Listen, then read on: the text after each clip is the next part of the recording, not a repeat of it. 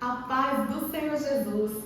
Seja muito bem-vindo, muito bem-vinda à nossa aula da Escola Bíblica Dominical. Hoje nós estudaremos a lição de número 3 da revista dos adultos desse terceiro trimestre.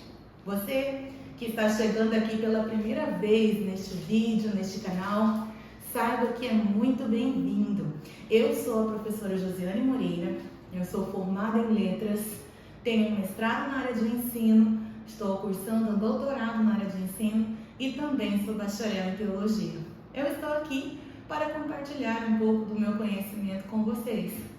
Saiba que este canal é voltado para conteúdos relacionados à área da teologia, ensino, pregações, palestras, assim como outras coisas relativas à palavra de Deus. Hoje, especialmente, nós vamos estudar a lição de número 3, cujo título é Uma Igreja Fiel à Pregação do Evangelho. Se você ainda não se inscreveu neste canal, faça a sua inscrição, clica aí no sininho, ative as notificações, curta este vídeo, comente, compartilhe com alguém. Lembrando que se você tiver alguma dúvida em relação ao conteúdo, tiver alguma sugestão, deixa aí no seu comentário. De acordo com a possibilidade, eu vou respondendo as suas dúvidas, os seus questionamentos. Então vamos para a nossa aula. Aqui, pela tela, você vai acompanhar em qual parte da lição em que eu estou. Então, corre aí, que ainda dá tempo de buscar a tua revista, sua caneta, seu lápis, sua Bíblia, para meditarmos um pouco na palavra do Senhor. Uma igreja fiel à pregação do Evangelho. Esse é o título da nossa lição. Vemos que aqui estamos falando de fidelidade, mas agora é por parte da igreja. O que é ser uma igreja fiel? Nesse caso, é fiel à pregação do Evangelho. Nós veremos aqui pelo texto áureo que diz o seguinte: E Pedro, quando viu isto, disse ao povo: Varões israelitas, por que vos maravilhais disso? Ou, por que olhais tanto para nós, como se nossa própria virtude ou santidade fizéssemos andar este homem? Vemos aqui que Pedro estava com João na porta do Templo Formosa, na hora nona, caminhando para a oração. E aqui aconteceu um milagre. Então nós vamos aqui dissertar sobre este conteúdo presente nesse texto bíblico, porque o texto áureo é aquele texto que apresenta ali os assuntos principais que vão ser abordados na lição. No caso aqui, nós vemos que Pedro, então, ele diz: não foi uma virtude nossa ou nossa santidade que promoveu este milagre.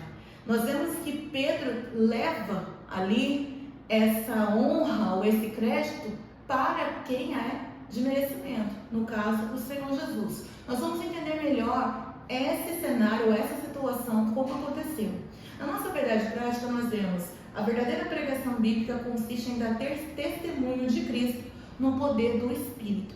Então, vocês já estão conseguindo entender. Nós vamos falar de pregação, da fidelidade da igreja, mas pelo poder do Espírito Santo. Não é uma fidelidade extremamente humana, que nós conseguimos fazer pelas nossas forças simplesmente. Aqui é uma igreja guiada, conduzida pelo poder do Espírito Santo. Então, em outras palavras, nós vamos ver o que nós já começamos desde a lição 1, quando nós vimos que a igreja nasceu no Pentecostes, o poder. Na lição de semana passada, nós vimos essa igreja como um modelo para todas as outras igrejas, uma igreja mãe. Nós falamos um pouquinho sobre os fundamentos dessa igreja, nós vimos os seus símbolos, o batismo e a ceia, e nós vimos algumas aplicações de modo prático, como uma igreja cheia de dons, uma igreja amorosa, uma igreja de oração, uma igreja que louvava a Deus com verdade. Então nós vimos essa base da igreja. Agora nós vamos conhecer os detalhes. E hoje, especialmente, nós vamos falar sobre a fidelidade dessa igreja em relação à pregação do Evangelho. Então, vemos que todo esse assunto é muito pertinente para os dias de hoje. Nós precisamos entender, e você, professor, tem que fazer com que os seus alunos compreendam com clareza esses pilares. Então, vamos mais adiante. Resumindo, No texto áureo nós vemos o texto que ali embasa toda a lição e na verdade prática nós vemos um resumo de tudo aquilo que a lição trará. Seguindo aí para aqui a nossa leitura bíblica em classe, vamos meditar. Atos capítulo 3, versos 11 ao 19 diz assim: E, apegando-se ele a Pedro e João, todo o povo correu atônito para junto deles no alpendre chamado de Salomão. E, quando Pedro viu isto, disse ao povo: Varões israelitas, por que vos maravilhais disso? Ou, por que olhais tanto para nós, como se por nossa própria virtude ou santidade fizéssemos andar este homem? O Deus de Abraão e de Isaque e de Jacó, o Deus de nossos pais, glorificou a seu Filho Jesus, a quem vós entregastes e perante a face de Pilato negastes, tendo ele determinado que fosse solto. Mas vós negastes o santo e o justo e pedistes que se vos desse um homem homicida e matastes o príncipe da vida, ao qual Deus ressuscitou dos mortos, do que nós somos testemunhas. E, pela fé no seu nome, fez o seu nome fortalecer a este que vedes e conheceis, e a fé que é por ele, deu a este, na presença de todos vós, esta perfeita saúde.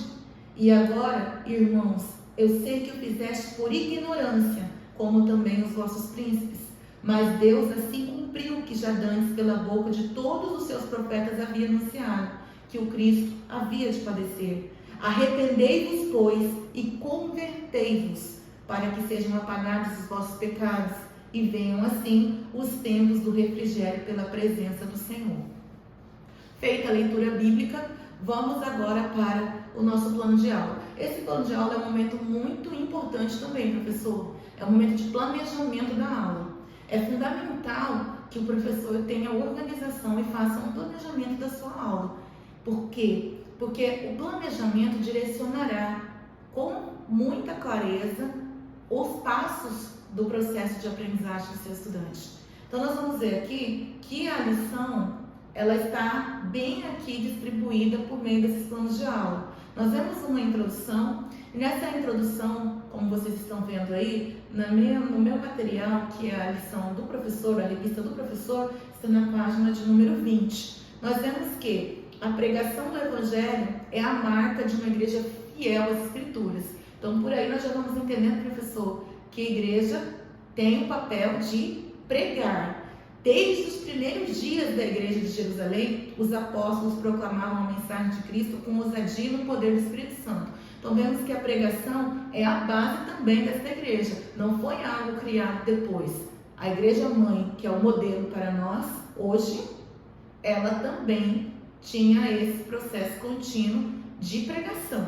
Então, nós vemos que a segunda pregação de Pedro, registrada em Atos 3, demonstra essa fidelidade ao Evangelho, enfatizando a centralidade de Cristo, o chamado arrependimento e a promessa de tempos de refrigério. Então, a igreja não pode se desviar desse compromisso. Por quê? Porque é por meio da pregação bíblica que o mundo é confrontado com a verdade de Deus e chamado à salvação. Nós vemos que é a pregação que apresenta Jesus para o mundo, porque também confronta o mundo, e nós vamos analisar daqui a pouco. Mas não tem como o mundo conhecer Jesus por meio de apenas outros pilares. A pregação é o que evidencia, é o que apresenta Jesus, é o que faz com que conheçamos a Jesus, entendamos a Jesus de um modo particular e mais profundo. Vamos mais adiante aqui. Essa lição, ela tem objetivos como todas as outras. E o professor da escola dominical, tem que conhecer esses objetivos. Como eu falo em todas as aulas, o professor e a professora precisam ter os objetivos claros para que possa mostrar para o seu estudante que sabe o caminho que está percorrendo. É como chegar na aula e dizer, olha, nós estamos aqui hoje para estudarmos sobre a fidelidade da igreja de Jerusalém em relação à pregação do Evangelho. Mas nós não vamos aprender tudo de uma vez, nós vamos por partes. E quais são essas partes? A primeira, eu vou expor para vocês a importância da pregação das Escrituras. vocês precisam então entender por que é importante pregar. Depois, eu poder mostrar para vocês como o Espírito Santo capacita a igreja a pregar com poder e autoridade. Então nós vamos ver a ação do Espírito Santo, porque é Ele quem faz a obra. É importante ressaltar para os estudantes, para os alunos da Escola Bíblica Dominical, que nós temos essa função de pregar e que nós podemos pregar o Evangelho com base ali ao que o pastor José Gonçalves traz no tópico de número 2. Nós vamos ver que é a ação do Espírito Santo que faz com que sejamos capacitados para fazer essa obra, e os seus estudantes precisam entender muito bem isso, principalmente no tópico 2. No tópico 3 aqui dos objetivos, incentivar os alunos a pregarem uma mensagem de esperança fundamentada na palavra de Deus. Uma vez que eles entendam que a capacitação vem do Espírito Santo, não diminuindo a importância do estudo teológico, do meditar na palavra, de ter um momento de estudo, não tirando a importância da oração, mas entendendo que é o Espírito Santo que capacita. Agora no tópico de número 3 nós vamos estimular, nós vamos incentivar os alunos a pregarem o Evangelho. Então veja, está tudo bem determinado aqui. Uma motivação. A pregação do Evangelho não é apenas uma responsabilidade dos líderes da igreja, mas um chamado para todos os crentes. É o que eu acabei de falar. É enfatizar para o seu estudante que ele também tem a responsabilidade. Mostrar para o seu estudante que ela também deve pregar a palavra. Assim como Pedro, que mesmo sem grande formação acadêmica foi usado poderosamente pelo Espírito Santo, cada cristão pode ser um porta-voz da mensagem de Cristo. O que diferencia uma pregação eficaz não é a eloquência, mas é a fidelidade às Escrituras e a dependência do Espírito. Então, o seu estudante tem que chegar a essa compreensão. Porque quantos talentos estão parados na igreja? Quantos homens e mulheres, meninos, meninas, jovens, idosos, estão parados na igreja, não pregam o Evangelho, Deus já os chamou, Deus já os auxiliou, e eles sabem que tem esse chamado, Deus já deu suporte, mas eles não vão. Não vão porque criam muitas barreiras, e uma delas é: eu não tenho muita eloquência, eu não tenho um diploma disso, um diploma daquilo. Não desprezando a importância de tudo isso, mas isso não é o fundamental para fazer essa obra. E isso, professor, precisa ficar claro para o seu estudante. Ele tem que ter o poder do Espírito Santo na vida dele, que é o principal agente de capacitação sobre nós. Então, seguindo adiante, nós vemos que tem uma sugestão de método aqui. Eu achei interessante, mas isso fica a critério de cada professor. A sugestão aqui é fazer uma discussão orientada. Na semana passada, a sugestão foi interessante também. Não sei se vocês se recordam, mas a sugestão foi pedindo que os estudantes marcassem ali em Atos capítulo 2, dos versos 37 ao 47, as características da igreja. Eu fiz isso na aula em que eu ministrei e foi interessante. Agora, eu também achei esse método aqui interessante. Por quê? Porque é parecido com o outro. Aqui vai ser pedido aos estudantes, dentro do possível, que se dividam em grupos, peguem a Bíblia em Atos 3 e busquem identificar os elementos essenciais de uma mensagem bíblica. Isso é bom porque eles identificando faz com que aprendam muito mais. E aí depois o professor pode discutir um pouco sobre isso, ampliando o conhecimento. Então fica a dica aí para você, professor e professora. Aí nós temos os auxílios especiais, que vocês já sabem quais são. Os auxílios especiais estão no final dos tópicos, são auxílios muito interessantes que ajudam a complementar a aula. Lembrando que você pode buscar outros auxílios, comentários bíblicos, livros, enfim, tudo que você puder fazer para o aperfeiçoamento, o aprimoramento da sua aula vai ser bem-vindo, viu, professor e professora? Seguindo, então, vamos para a nossa lição. Aqui é a introdução, diretamente para a introdução da lição. Nessa introdução, nós vamos ver que uma das marcas da igreja é a pregação, o seu compromisso com a palavra de Deus. Uma igreja que valoriza de modo verdadeiro a mensagem das Escrituras, coloca Jesus no centro de tudo, inclusive do seu ensino. Então veja que a pregação verdadeira Uma igreja verdadeira, que tem uma pregação verdadeira, Jesus é o centro de tudo o que ela ensina. O centro da sua pregação, o centro da sua mensagem, não destoa disso. E por que é importante nós falarmos sobre essa pregação cristocêntrica, esse ensino cristocêntrico? Porque hoje tem muito ensino antropocêntrico, voltado para o eu, antropos de homem. Então, sempre o de centro, é o homem no centro. São aquelas mensagens em que, ao invés de falarem de Jesus, falam de si mesmo, falam da sua honra, falam dos seus feitos, e Jesus vai ficando lá atrás. E hoje a gente tem outros modelos de pregação.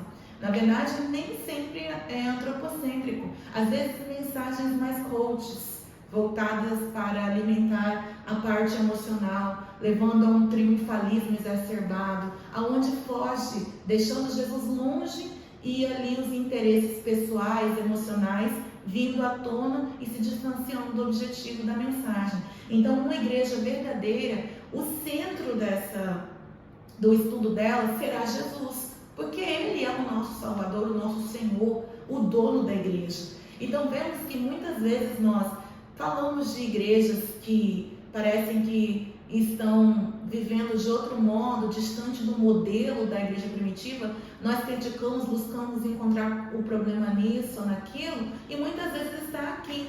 A mensagem já está distante do que era original, do que a Bíblia nos ensina. Porque o livro de Atos, apesar de ele ser um livro histórico, o único livro histórico do Novo Testamento, ele é uma mensagem prescritiva, doutrinária para os nossos dias. Não é apenas descritivo, porque geralmente nós olhamos para o gênero narrativo, nós vemos descrições. Não, aqui é prescritivo, aqui é para nós colocarmos em prática. Então, o modelo dessa igreja de Atos é para nós praticarmos. E um dos pilares, além do que nós vimos na semana passada, é a mensagem focada em Jesus. Então, estudante, aí você que é aluno, aluna, você professor da escola dominical, precisamos entender isso.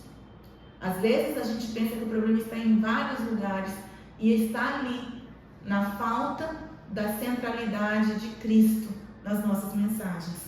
E aí nós vamos ver mais à frente que é por meio da pregação da Bíblia que o mundo pode conhecer a Cristo. Além disso, uma igreja bíblica prega no poder do Espírito Santo. Então nós temos 3 partes aqui. Primeiro, uma igreja verdadeira valoriza Cristo como sendo o centro. Segundo, a pregação, aqui no caso, bíblica, ela acontece no poder do Espírito Santo. Então, já é o segundo pilar. Então, nós vamos ver que a pregação, ela não transmite palavras vazias. Como eu posso diferenciar isso para você entender? Eu sou professora, entendo um pouquinho da área de ensino, da área de língua portuguesa, e uma determinada faculdade me convida ali para dar uma palestra em relação à linguística. Ali eu levarei conteúdos concernentes à minha formação, conteúdos acadêmicos. Vamos dizer que ali eu tenho uma mensagem, um ensino, ou eu tenho uma palestra com alto teor acadêmico. Porém, não é o mesmo que acontece quando estamos falando de palavra de Deus, de mensagem do Evangelho.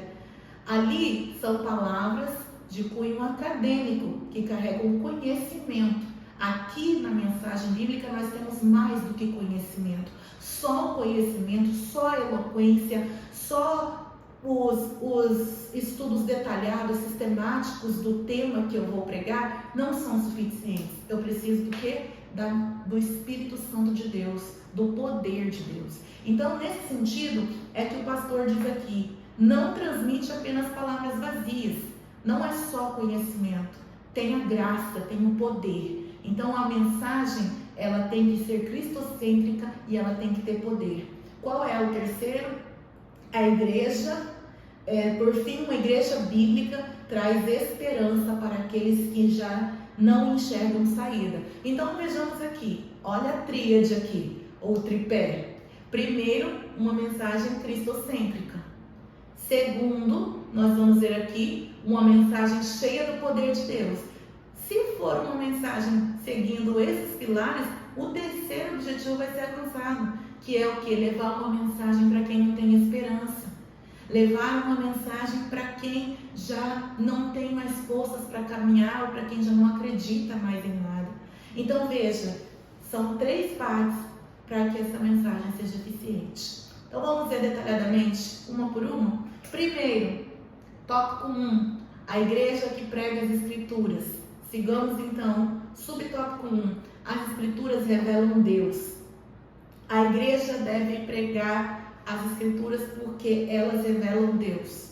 Nós não devemos buscar revelar Deus da nossa maneira, do nosso jeito. A forma que Deus se revela também à sua igreja, e um dos meios que nós estamos aqui analisando hoje, muito importante, é a pregação. Muitas vezes a igreja quer revelar Deus por outros meios, diminuindo a importância da palavra ou não dando à palavra o espaço que ela tem que ter. Muitas vezes a igreja tem muita atividade, tem muita, tem muito evento, tem muitas coisas que acontecem ali para ocupar o espaço do culto e diminui o tempo da palavra. Nós vemos aqui que a pregação da palavra, sendo cristocêntrica, ela revela Deus para o homem. Por isso, nós devemos entender que a palavra tem um espaço e deve ocupar um espaço de grande importância dentro de um culto, dentro da igreja, porque elas apresentam Deus. Não é do nosso jeito, é através da mensagem da palavra de Deus. Então fica aí para você refletir, você que às vezes dirige trabalhos, às vezes você pastoreia uma igreja. Será que a palavra de Deus está tendo essa centralidade, essa importância nos cultos que você dirige, no lugar onde você congrega? Porque ela tem que ter essa importância. A segunda pregação de Pedro, registrada em Atos 3, dos versículos 11 ao 26, é um grande exemplo disso. A mensagem dele é baseada nas Escrituras e coloca Deus no centro. Nós vemos que Pedro traz o Antigo Testamento como evidência e vai reforçando, e é a palavra de Deus que vai apresentando ali o próprio Senhor para os ouvintes. Pedro usa trecho das Escrituras para fundamentar a sua pregação. Nós vamos ver aí que ele cita Deuteronômio, Gênesis. Nós vamos ver que tem conexão com Salmos, com Daniel. Além disso, Pedro mostra que Deus sempre esteve presente na história, agindo através do seu povo. Então, um adendo aqui, professores ou telespectadores. Vejam que Pedro coloca aqui citações de quê? Da palavra de Deus. Muitas vezes, pessoas podem levar a palavra de Deus, ou têm oportunidade para pregar a palavra de Deus, e tiram ali justamente as escrituras de dentro da sua mensagem. Eles contam seus próprios testemunhos, contam a história que aconteceu ontem, contam o que viu acontecer com a vida de alguém, trazem diversas histórias, mas não falam da palavra de Deus. E isso não pode acontecer porque uma igreja não vai ficar firme ou não se sustenta sem a palavra de Deus. A palavra de Deus é fundamental porque essa palavra ela revela Deus. É isso que a gente tem que ver aqui. Não pode ser substituído pela vontade do homem. Não pode trocar a mensagem por outro tipo de trabalho, por outro tipo de atividade. Não pode tirar da mensagem a Escritura, porque é ela que faz com que o homem conheça o Senhor. Então Pedro traz isso com muita clareza e é isso que nós devemos entender e explicar para o nosso estudante. Vamos para o subtópico 2. As Escrituras testemunham de Jesus.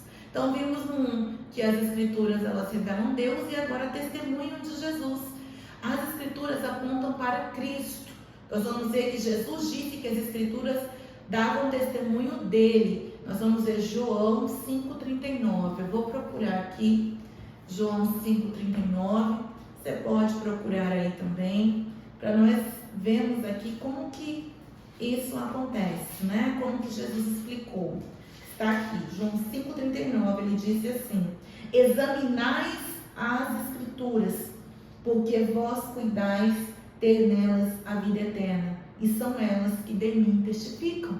Então, as Escrituras testificam de Jesus. Não temos que colocar outro pilar, que tenhamos outros eventos, que tenhamos outras atividades, mas que não retiremos a centralidade e a importância da palavra dos nossos cultos. Vemos então que Cristo é o centro da Bíblia. Essa era também a compreensão do apóstolo Pedro. E nós vemos que naquele tempo que eles tinham era o Antigo Testamento. E eles já citavam o Antigo Testamento para apresentar Deus. E aqui, quando eles vão pregar, eles apontam para Cristo. Aqui não é uma pregação que aponta para si mesmo. Aqui não é uma pregação que aponta para o emocional, ou que usa a oportunidade para ficar jogando indireta para alguém, ou que usa a oportunidade para colocar suas próprias opiniões. A palavra deve ser pregada de modo genuíno, testemunhando Cristo, apontando para Cristo e não para satisfazer a vontade do homem. Então aqui eu trago para vocês aqui um adendo para dizer que por isso é importante nós termos sim recursos para ampliar o nosso conhecimento. Devemos orar, devemos buscar o poder, mas é importante que tenhamos bons livros, que façamos um curso pelo menos básico de teologia para entendermos ainda mais com profundidade a palavra de Deus. Não podendo fazer isso, claro que o Espírito Santo vai nos capacitar, mas devemos buscar promover o melhor para o reino de Deus. Devemos buscar dar o melhor para Deus. Então, por isso, é recomendável sim que busquemos quanto mais estudo, melhor. Então, seguindo, a pregação de Pedro invocou o testemunho das Escrituras para mostrar que a rejeição de Jesus e sua morte não foram por acaso. Já haviam sido preditas pelos antigos profetas. Então, Pedro reforçou ali que o que aconteceu, a morte de Jesus, não foi algo, digamos que uma surpresa, já estava predito pelos profetas, foi um cumprimento daquilo que Deus já vinha falando aos profetas há muito tempo atrás. Então veja, tudo voltado para Cristo, que nós consigamos levar nossas mensagens focadas em Cristo, para que mais e mais pessoas possam testemunhar e testificar sobre o nosso Senhor. E por fim desse tópico, nós temos aí as Escrituras confrontam o pecado. Então, se alguém encontrou na vida algum motivo para não pregar as Escrituras na sua mensagem, para promover aí um sermão vazio das Escrituras, saibam que aqui nós já estamos no terceiro motivo para sermos genuínos e fazer como a igreja primitiva fazia: pregar a Escritura, pregar a palavra de Deus. O terceiro e último é: as Escrituras confrontam o pecado. A verdadeira pregação também mostra o problema do pecado e o confronta. Então não tem isso de massagear ego. Não, irmãos. Não, irmãos. A mensagem também confronta o pecado. A mensagem também aponta para as grandezas de Deus, é óbvio. Aponta para os grandes feitos do Senhor. Aponta para o poder que há em Jesus para fazer milagres, para mudar vidas, para transformar histórias. A mensagem também aponta para Deus promovendo salvação nos nossos lares, mudando a nossa história, trazendo um novo tempo. Mas ela confronta o pecado. Ela aponta o pecado e ela o confronta, conforme em Atos 3,19. No texto citado, Pedro usa o termo metaneu ou metanoia. Aqui no caso, Pedro usa como arrependimento. Ele fala: arrependei-vos. É uma ordem. Vocês devem se arrepender. Então ele diz a metanoia no sentido também de mudança de mente. Vocês devem se arrepender e ter uma conversão, e ter uma mudança interior, principalmente no que diz respeito à aceitação da vontade de Deus. Ou seja, vocês precisam deixar o seu ego, as suas vontades e submeter-se à vontade de Deus. Mas o arrepender-vos também traz a ideia do arrepender de quê? Dos seus pecados. Então já traz aí a ideia de que esses ouvintes deveriam pensar, refletir sobre o pecado, entender que eram pecadores e arrependerem desses pecados, para que ocorresse o processo de metanoia, ou seja, de uma mudança interior que acabaria ali propiciando então uma vida devota a Deus, em aceitação da vontade de Deus. A pregação bíblica deve confrontar o pecado e exige uma mudança radical nos seus ouvintes. Então, uma pregação, uma pessoa tem 50 minutos para pregar num culto. A pessoa às vezes tem 40 minutos, não sei. ela tem essa oportunidade de levar o quê? Apresentar Deus, testificar de Jesus, confrontar o pecado, para que essa pessoa possa ter uma mudança radical através do poder de Deus atuando sobre a sua igreja. Nós vemos que não podemos destoar disso, porque esse é o papel da pregação. Como eu disse e repito para fechar aqui, não é promover o ser humano, mas é fazer com que Deus seja revelado, que Cristo seja testificado e que vidas possam se arrepender de seus pecados e ter uma metanoia, uma mudança interior que possa fazer com que essa pessoa viva agora para Jesus de acordo com a vontade dele.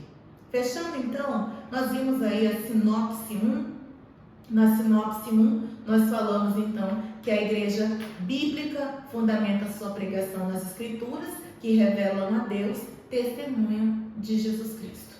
Ali nós temos um conselho bíblico teológico, vocês podem ler, vai trazer um grande conhecimento para vocês podem aí aprimorando na hora de aplicar a aula, tá bom? Nós vamos seguir aqui para o tópico 2, a igreja que prega no poder do Espírito.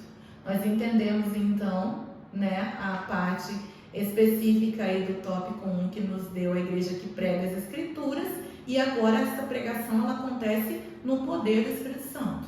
Tópico 1, o Espírito capacita o mensageiro. E isso tem que ficar muito claro para nós. Deus nos capacita através do Espírito Santo. Essa é a nossa principal certeza, a nossa principal confiança. Não podemos nos esquecer de que Pedro estava cheio do Espírito Santo quando pregou a mensagem registrada em Atos 3. Isso fica evidente pelo uso do verbo grego atemizo, traduzido como fixar os olhos na passagem, e Pedro com João fitando os olhos nele. O estudioso Strong explica que, no Novo Testamento, esse termo é usado para descrever momentos de revelação, reconhecimento ou atenção especial, geralmente ligados a acontecimentos divinos ou milagrosos. Então, Pedro estava cheio do Espírito Santo. É só nós olharmos para o Pedro de antes, nos evangelhos, para o Pedro de agora. Nós vemos o quanto o Espírito Santo o capacitou. Não foi pela vontade humana que ali, ao pregar, nós vemos que cerca de 3.000 almas ali foram convertidas.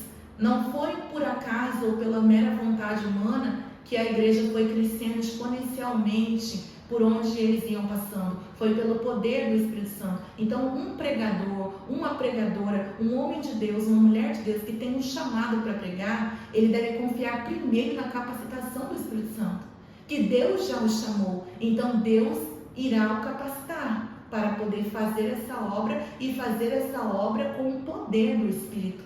Segundo, nós vemos aqui fixar os olhos. Nós vemos que essa mesma expressão também é usada para descrever o apóstolo Paulo, cheio do Espírito Santo, quando olhou fixamente para um homem paralítico na cidade de Listra e o curou em Atos 14, verso 9. Assim também em Atos 13, 9, quando Paulo, também cheio do Espírito Santo, fixou os olhos no falso profeta, ali no caso Elimas. Mas nós vamos entender então que fixar os olhos significa que eles estavam cheios do Espírito. Nenhum estava fazendo a obra ali somente pela vontade humana, somente com as suas, vamos dizer, com as suas características ou com o seu conhecimento, com as suas aptidões humanas. É importante tê-los.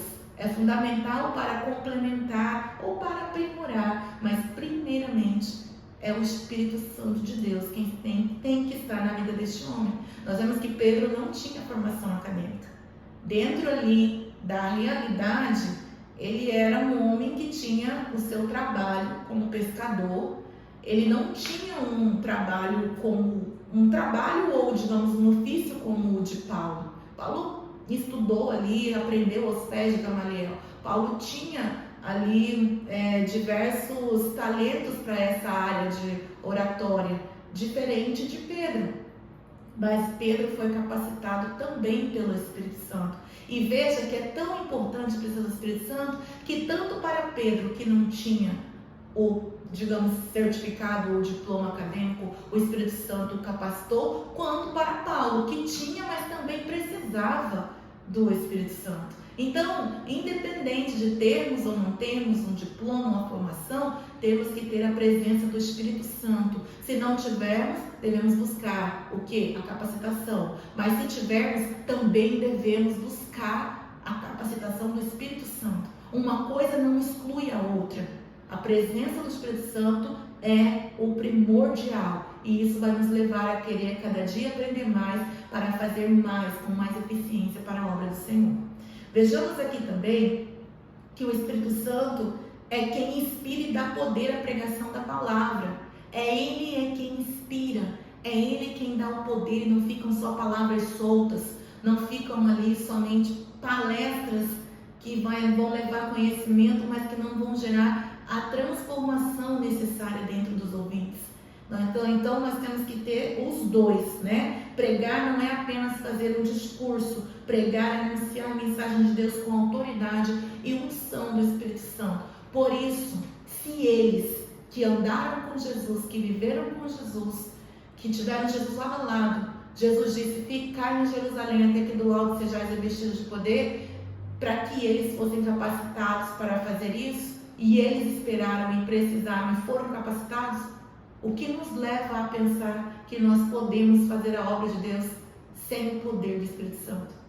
Mas se a gente for olhar bem, tem gente por aí fazendo a obra sem o poder do Espírito Santo. Porque estudou demais, porque conhece muito da teologia, porque acha que entendeu demais, já pode fazer sozinho, já pode fazer sozinho. E é um grande erro, porque a mensagem que transforma, a mensagem que salva, a mensagem que cura, a mensagem que liberta, ela é cheia do poder do Espírito Santo. Então nós precisamos do Espírito Santo. Por fim, nós vemos aqui o subtópico 3, o Espírito glorificará Jesus. E aqui é muito importante. O Espírito glorificará quem? A Jesus. O Espírito não vai glorificar a Josiane. O Espírito não vai glorificar você. Vai glorificar o dono da obra, aquele que morreu na cruz para nos salvar. Então nós fechamos esse tópico 2 entendendo que Jesus disse que o Espírito Santo o glorificaria. Vamos ver aqui em João 16,14, para a gente fechar esse tópico. O que ele disse aqui? João 16,14 disse assim: ele me glorificará, porque há de receber do que é meu, e vou-lo-á de anunciar. Então ele disse que ele seria glorificado pelo Espírito Santo. O Espírito Santo nunca chama a atenção para si mesmo, mas sempre aponta para Cristo. Isso é exatamente o que vemos na cura do paralítico na Porta Formosa em Atos 3. Pedro, cheio do Espírito Santo, não poderia ser o centro da atenção, ele não aceitou. Será que hoje os pregadores têm chamado a atenção para Cristo?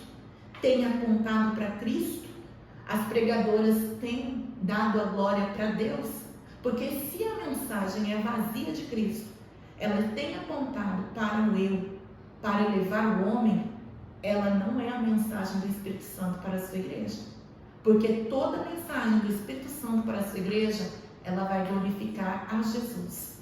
Nós vemos isso do início, ali é a nossa base, e isso não pode mudar. Isso é uma reflexão para nós. Muitas vezes nós crescemos muito, ganhamos relevância, nosso nome está em evidência, nós vamos achar que é por nós, porque nós somos capazes. Quantos homens e mulheres já se perderam nessa vaidade? Quantos pregadores e pregadoras já abandonaram ali o ensino genuíno da palavra de Deus para fazer as suas próprias vontades? Por quê?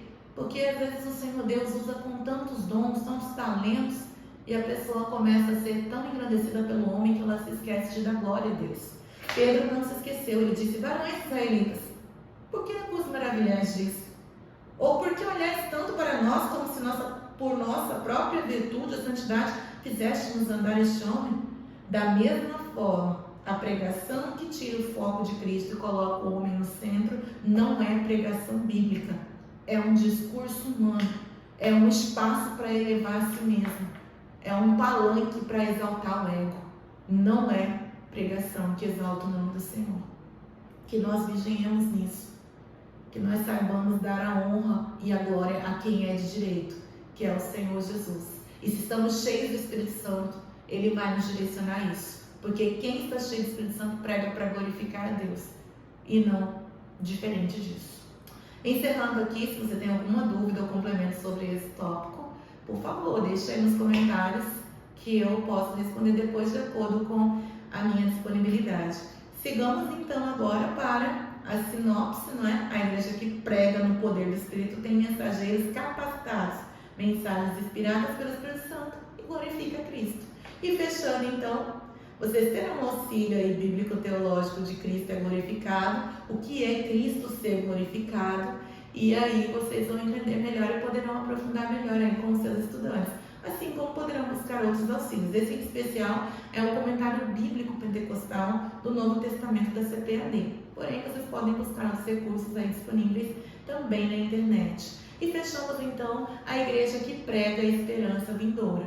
Se essa igreja, como começamos no tópico 1, prega as escrituras, que revela a Deus, testifica do Senhor Jesus, que é o seu papel, e além de fazer isso, essa igreja também confronta o pecado, nós vamos ver que essa igreja vai dar glória para quem? Para Jesus. Essa igreja, então, ela vai se preocupar em alertar a sociedade sobre o quê? É a parte que entra sobre a questão, então, dos ouvintes buscarem alcançar a salvação. Um alerta a uma sociedade diferente e insensível. O apóstolo Pedro já havia exortado seus ouvintes na sua primeira pregação a salvarem-se daquela geração perversa. Agora ele reconhece que aquela era também uma geração ignorante. Era uma cultura indiferente e insensível para uma realidade espiritual. Não é diferente de hoje. Muitas pessoas, às vezes você vai pregar o evangelho, elas não querem ouvir. Aí Pedro chamou de geração perversa. Não quer ouvir, não crê, não quer saber, às vezes faz chacota como evangélicos, às vezes até nos ofendem. Quantas pessoas que saem de suas casas para pregar o evangelho e às vezes são maltratados, às vezes são até agredidos, ofendidos. É uma geração insensível, é uma cultura indiferente, mas nós não nos vemos aqui, por isso desistimos de fazer a obra. Não. O que Pedro faz? Ele percebe que essa geração é uma geração sem esperança. Ela não é uma geração com sensibilidade espiritual, pelo contrário, é insensível às coisas espirituais. Eles não conhecem a Deus. Então, o que Pedro olhou e entendeu? É esse tipo de pessoa, é esse tipo de geração que precisa ouvir a mensagem de Deus. E nós estamos vivendo não diferente daquele tempo. Tem muita gente aí precisando ouvir a palavra de Deus, mesmo que hoje elas não entendam. Mesmo que as pessoas hoje digam, não preciso desse Deus, eu não quero ir à igreja, mas nós podemos fazer o que nós vamos ver daqui a pouco, orar. A igreja, mesmo sendo perseguida, ela orava. E nós vamos entender que a oração dessa igreja era uma oração não pedindo para Deus matar os inimigos, mas para que Deus nos desse mais poder, mais condições para alcançar mais pessoas, para que pudessem pregar com mais e mais poder para que as vidas fossem alcançadas, e não desistindo.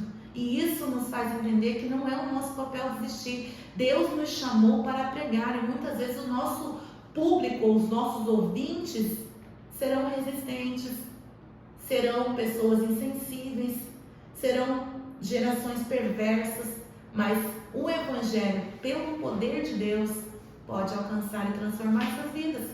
Quem sabe um dia você aí que está me ouvindo foi parte dessa geração perversa.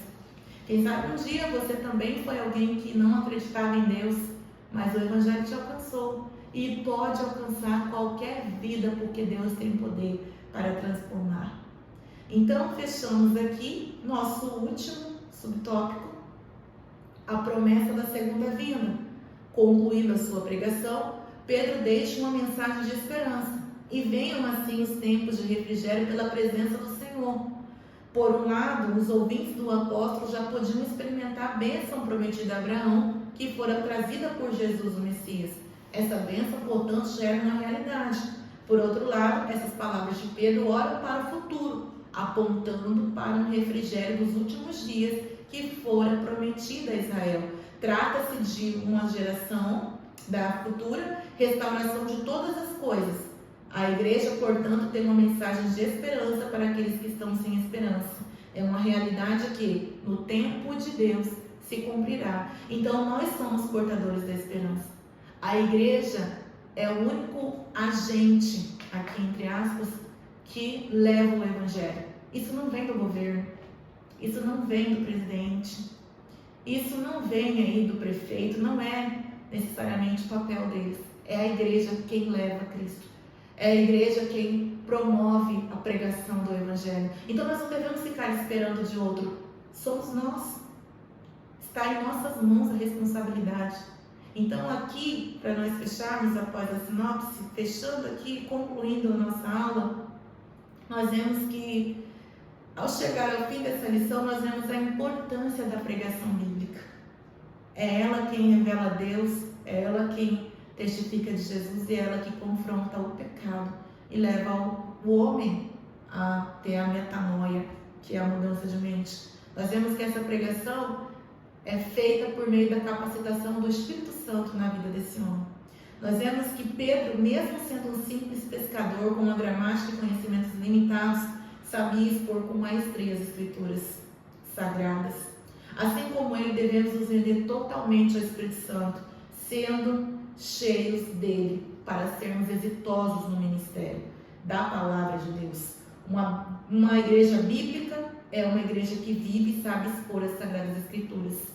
Então pode ter um tamanho, digamos assim, estrutural imenso, pode ter uma equipe maravilhosa, pode ter uma estrutura fantástica, cadeiras maravilhosas, porém a igreja bíblica é aquela que expõe a pregação bíblica, é aquela que apresenta as sagradas escrituras. Que você tenha compreendido com clareza, que Deus possa estar iluminando você neste momento e possa abençoar a sua aula. Obrigada por chegar até aqui. Se você tem alguma dúvida, deixe aí nos comentários. Se você ainda não se inscreveu neste canal, inscreva-se e compartilhe este vídeo com alguém. Que Deus abençoe a todos, em nome do Senhor Jesus.